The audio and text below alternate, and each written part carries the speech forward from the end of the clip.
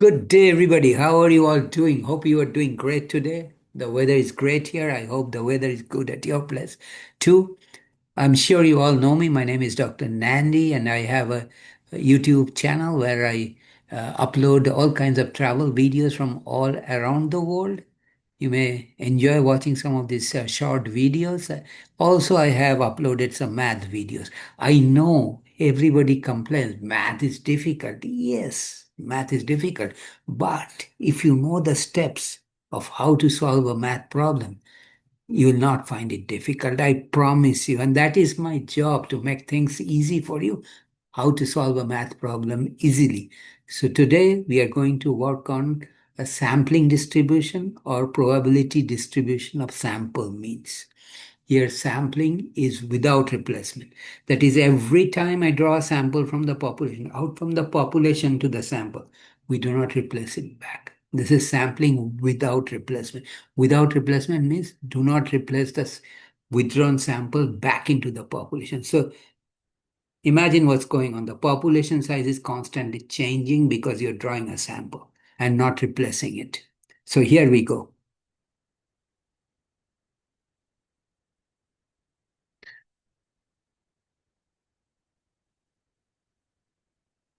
So I will provide the link. Oops, sorry. I will provide the link to this YouTube video which we just went over last time. We are drawing sample of size 36 from a population of 1500 without replacement. So we are the samples we are drawing, they're not putting it back in the population. So the population size is constantly changing. We have a population of size 1500 and we are drawing a sample of size 36 without replacement. So we're talking about the sampling distribution or probability distribution of the sample means. It's a bell-shaped distribution from central limit theorem or normally you bell-shaped curve. The center is given mu x bar equal to mean of the population. The standard deviation, because we are not replacing the sample withdrawn every time, there's a correction involved and it is slightly less than sampling with replacement. Here it is without replacement. Anyways, in the link I'm providing, you will see that the mean is equal to the mean of the population equal to 22.4 gram and the standard deviation of the sampling distribution is 0.00789. So let me,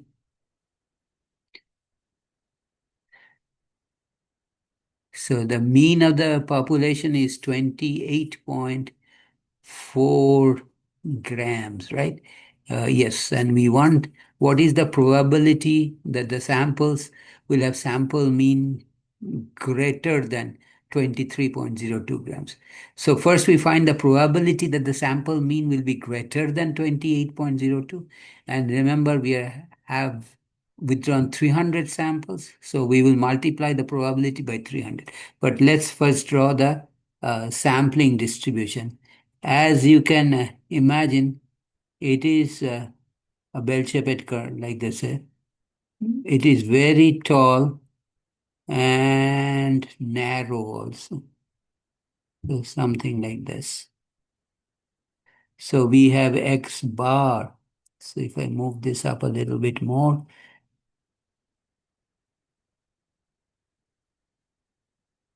so we have X bar on the horizontal axis. This is probability distribution. This is the sampling distribution.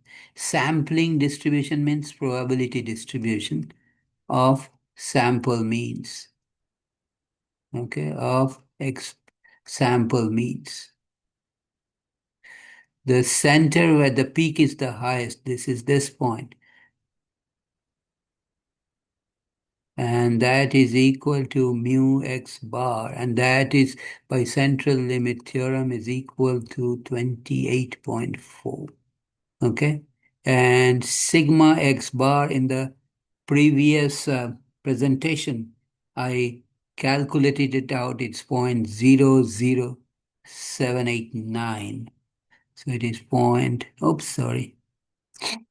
So it is 0.00789. 0.00789. So you want the probability. First, we need to calculate the, let's do it this way.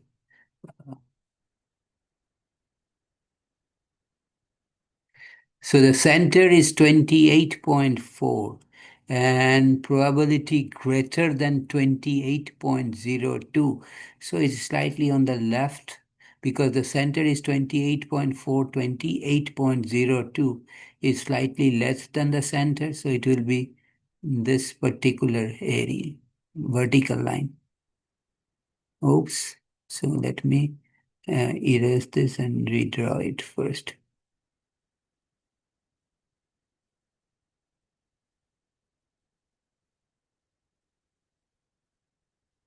Okay.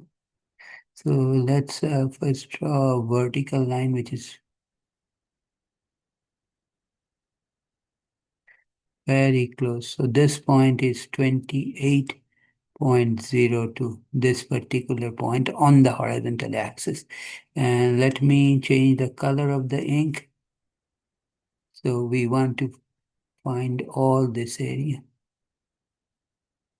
under the normal curve. So we want to first find out what is the probability x bar is greater than 28.02. So we will use our calculator TI-84. So we'll press the second key, then the verse key, which is on the third row, then number two key after that.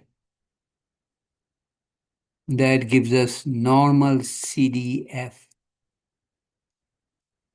So my lower is where I'm going to start the calculation. Remember, we are slightly on the left of the center because the center is 28.4.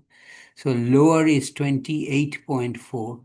The upper extends all the way to the right. It's all the way to the right. It's a very large number somewhere over here. So it is a very large number here. It is all the way this axis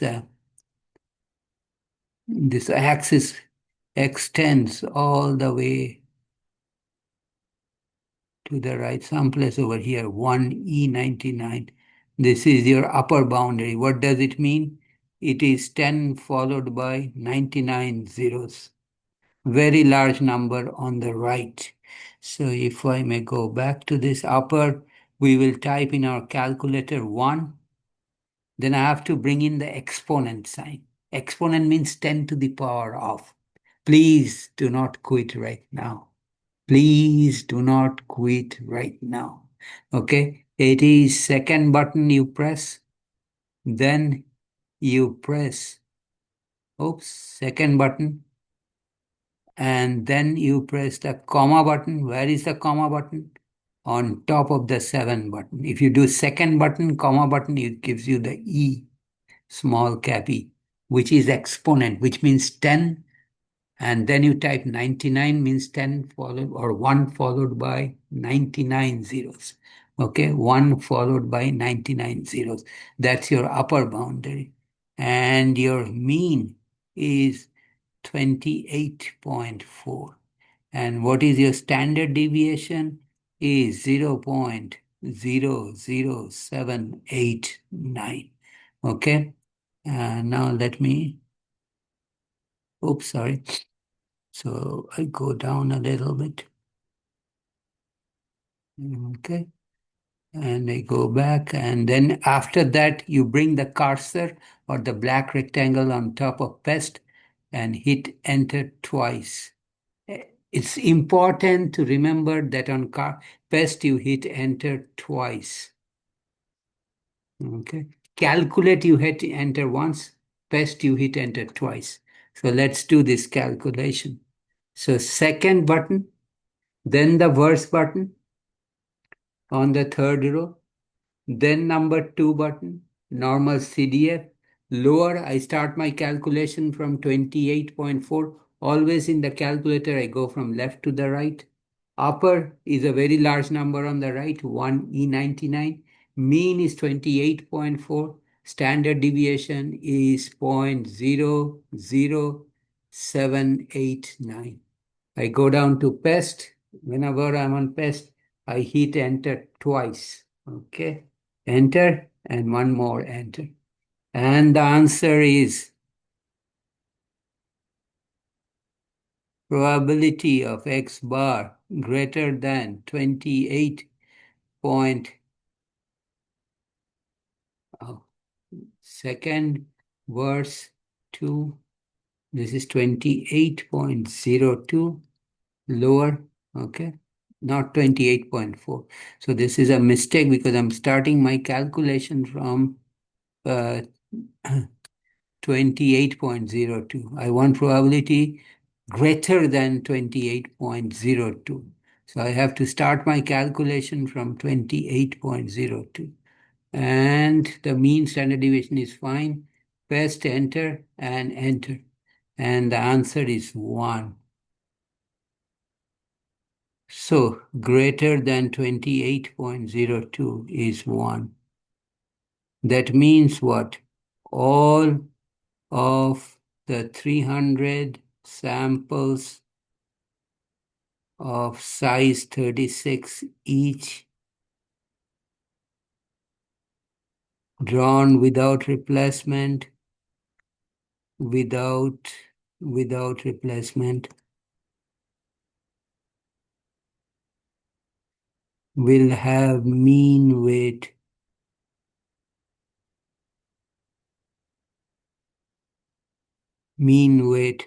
greater than 28.02 grams. Why this is the case? Because the probability is 1. So probability is 1 means 100% of the 300 samples will have mean weight greater than 28.02. Notice the mean is 28.4. Standard deviation is so small compared to the mean. So actually, if you draw a diagram of this sampling distribution of sampling without replacement, this is what the situation is. Sorry. Okay. It's a tall and very narrow curve. Very narrow curve. I know my drawing did not look good. Let me try that again. Okay. Let me try that again. Okay. So I'm doing this probability distribution of X bar of sample means. As I said, it is tall and narrow. So that means it will look like this, tall and narrow. The center where the peak is the highest. Okay, that's your mu X bar. That center is 28.4, same as the population mean. But the standard deviation is very small, is 0.00789. So this is the sampling distribution of X bar, sampling without replacement. Or in other words, the standard deviation being so small, 100% of the 300 samples will have sample mean weight greater than 28.02. Remember, 28.02 will be slightly below the center. Somewhere over here, maybe. Okay. That second one is 28.02. It's so close to the center, but so is the standard deviation being very small. Hence, almost all of the samples of size 300 will have sample mean weight greater than 28.02. Key thing to note, sample mean, probability distribution, mean is the same as the population mean, but the standard deviation of the sample means is smaller than the standard deviation of the population. Standard deviation of the population is divided by square root of the sample size. This comes from central limit theorem. And there is a correction factor we apply if we do sampling without replacement. It does not change much the value of the standard deviation only by a slight bit. So I stop here today. I'm sure you may have some questions. Hey, do not hesitate. I'm your friend. Do not hesitate to ask me a question in the comments area. I'll get back to you as soon as possible.